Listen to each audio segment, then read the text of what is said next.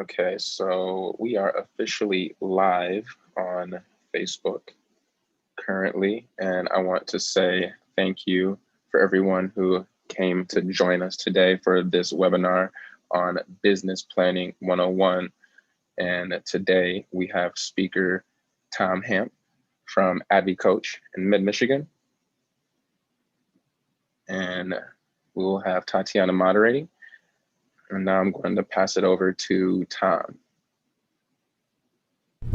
Thank you, Isaiah. Appreciate that. Thanks for you guys for having me here today. We got a lot of good information. I'm going to try to rip through some slides here, but I wanted to make sure that everybody knows that it's two-way. So if there's a question, put it in the chat box.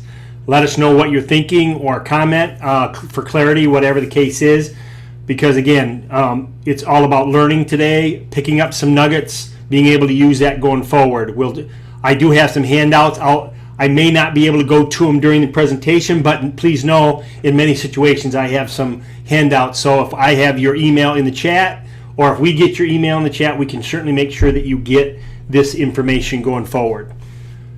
So with that, I will start the share screen here and get over to my presentation. Okay, should be seeing Cannabis Business Planning 101. It's kind of like that airplane. If you're headed to Peoria and the plane's going to Florida, you're in the wrong plane. So hopefully Cannabis Business Planning 101, and we'll go forward from there. So let's get started. We have a little bit about me. So I currently have had, at least now or in the past, 4 cannabis clients. In many different areas of growth or starting. So I've been a business coach for a little over 10 years. So I've had a multitude of different types of businesses, structures, that kind of stuff. But over the last, obviously, a couple of years with the popularity of cannabis, the passing of laws and that kind of stuff, I've kind of gravitated toward the cannabis industry a little bit with the 4 different companies that I coach. Are currently 3 right now. So that being said, and so again, trying to understand every bit a part of your businesses and that type of thing. Hopefully we can get some good information going today. So let's go over a little bit of and this is really business 101. So there's different types of businesses. When you set up your business, you have some choices to make. So the types of businesses, the legality of the types of entity that you're going to set up, there's many. So sole proprietorship, partnerships, LLCs, corporations, the C Corp, S Corp, B Corp, the closed corp, the nonprofit, and then the cooperative. So there's different types. Now, I would love to tell you that I'm an expert in each one of them. I'm not. So hopefully, and I know hope's not a strategy, but hopefully you're working with some type of person that's a CPA or an accountant, or you know somebody that is, that can give you guidance, because both of these, or excuse me, any decision you make here has a couple of different things that happens depending on the types of business that you choose. There's either tax ramifications or there's liability, which means you're susceptible to lawsuits. So it really depends on how much risk you're willing to take on as a cannabis type of company. It depends on the type of business that you'll select. And I will tell you, of the 3 businesses that I have, most of them, a few of them are limited liability, but there's also some S Corps in there. And one client was even toying around becoming a C Corp. So again, it really depends on your personal / business situation. We just won't paint with a broad brush and say, hey, you're doing everything. Now, I do have a handout on this that gives you kind of bullets of the pros and cons of each. So again, love to get it out to you, and that way you'll have a little bit more explanation than trying to go through it on a 40-minute presentation today. Questions? Any questions there? Excellent. So setting up your business, 2 things you'll probably need. 1, Social Security number. You should already have that. But 2, there's a little bit of a situation to where you have to actually set up your company through the state of Michigan, and you'll get your employee identification number. And not a lot of stuff can happen without that EIN or your Social Security number. So you want to make sure you do that. In some instances, there's been some delays because of COVID, and people are working from home, and confusion and all that kind of stuff. But you also want to make sure your name history is pretty clean. By that I mean, if you got married, maybe they don't recognize your new your new name if you've taken one. If you've had any legality as far as name changes and that kind of stuff, it can get kind of sticky.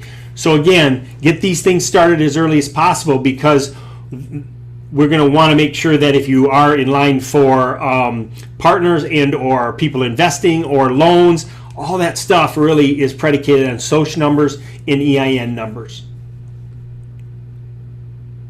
Okay. So then we get into this thing about starting your business up, and maybe many of you have been in business before, but even the cannabis type businesses, we really have to have a plan, right? So there's a couple of things. One, I want to really make sure this is a priority, is the strategic plan. I have an example which I'll show. I'll stop to share and share another document. I just want to show you that document. We want to talk about the operating agreement. It's extremely important, especially if you have any type of partners, and or if you want to leave your business to somebody else, it's kind of a succession planning, and then certainly the buy-sell agreement if you do have partners, that type of thing. So let's get into each one of those. So the strategic plan. I know a lot of people throw around business plan, marketing plan, strategic plan. A lot of people throw all those words around thinking they're the same thing, but they're not. The strategic plan is really where you need to start. I really like what we call the one-page strategic plan, because there's a lot of people out there that get into a 27-page document and, oh my gosh, what are we going to do with that? And the strategic plan is not a one-time event. It's a document you should always have on your desk or on a wall somewhere so that you know where you're headed.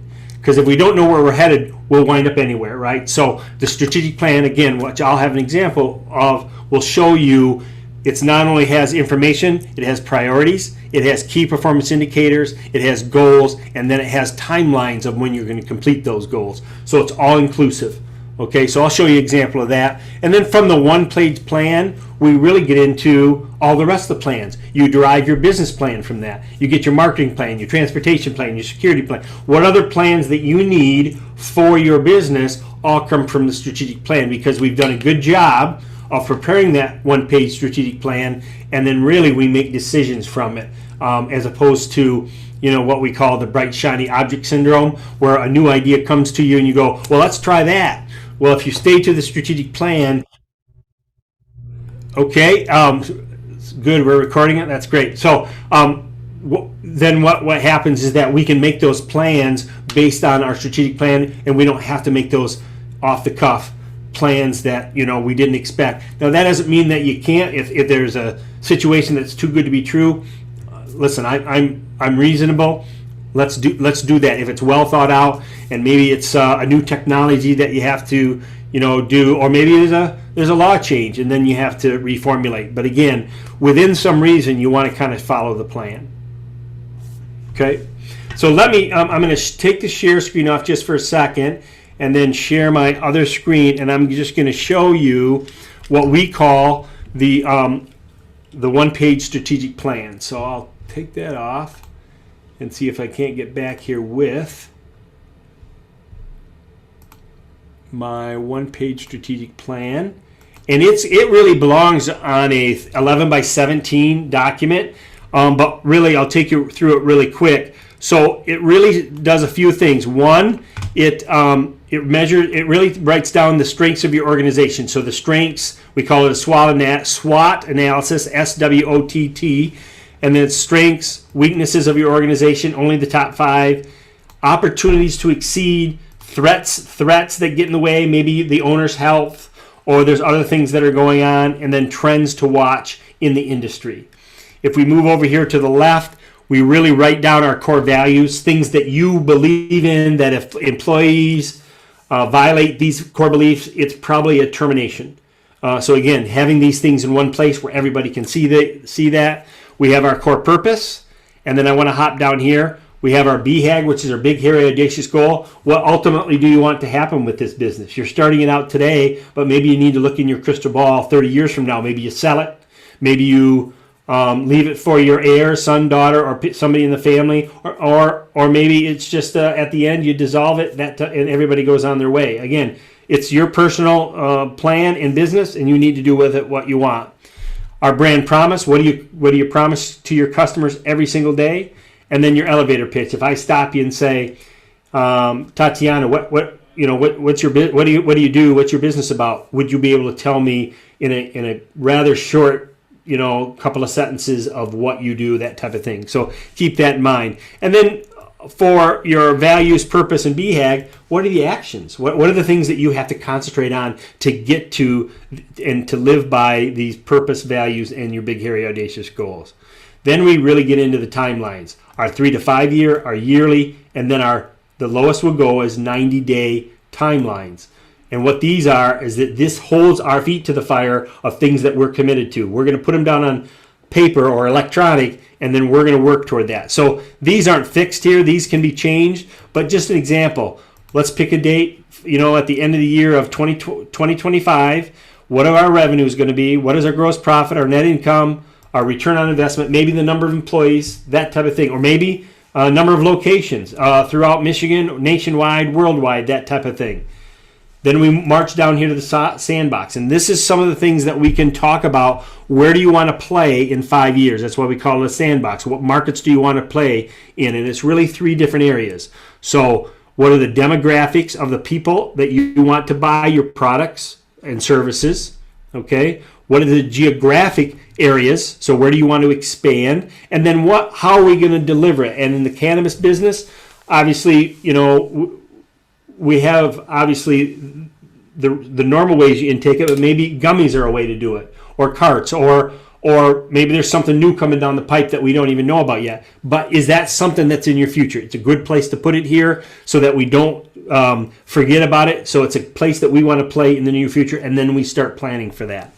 And then our priorities. What's the priorities over the next 3 to 5 years to make the things above happen? And then how do we measure that? Our key performance indicators down here.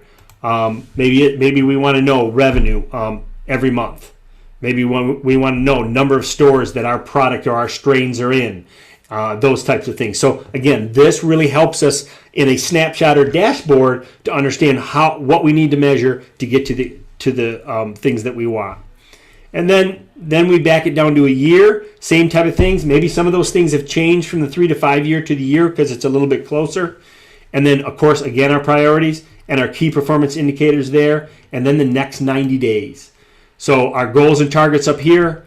Our rocks and priorities change a little bit. What are the priorities over the next 90 days? But this is where it changes. I want who's responsible in the organization. Now, let's be real. If it's a single person or a 3-person organization or smaller, the names are going to be pretty much the same in the same box. And then underneath that, we want the day. So when's that going to happen in the next 90 days so that we just don't keep kicking the can down the road? So again, this is where it changes. People see their name up in lights like this and they're going, somebody's going to hold me accountable. Let's get things going. And then your key performance indicators here. The next couple of columns are kind of theme, make it fun. What are we all shooting for? Getting the company off the ground. I had a client say year of the pig, getting our poop in a group. So again, have fun with this. But again, everybody's got the same theme that we're trying to go after. And then we have to keep track of it.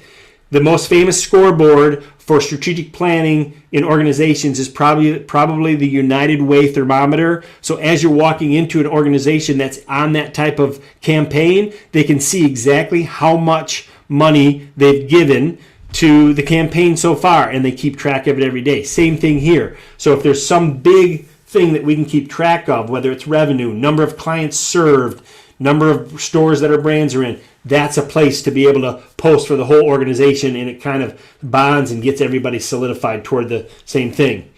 And then we move down here to the celebrations, both 90-day and year celebrations. We want to celebrate. If maybe we hit 3 out of the 5 numbers in our goals, let's celebrate that as a company. Whether it's a outing, a luncheon, a day at a ball game, whatever the case is, we put it down right now that we're going to celebrate if we hit these goals. And again, everybody strives for that. Obviously, the 90-day goals aren't quite celebrations aren't quite as big as the year celebrations. But again, if you're hitting yearly goals on a pretty good clip, you don't mind. We don't mind the company sponsored outings and that type of thing because everybody wins. And then the last column really is what did we do last quarter, or what did we do a quarter a year ago, so that we can see the growth, or if in some cases we can see where we've kind of plateaued and maybe went the other way. But again, it just gives us a baseline, and then year over year, how are we doing measured against last year and trying to see growth. So really, that's a quick kind of synopsis with the strategic plan. But again, everything starts from that, and so I wanted to make sure that I shared that going forward. Let me pull back up my presentation here. There we go. Oh, of course it reset. Sorry about that. So we'll go back down to it. So again, and then from the one-page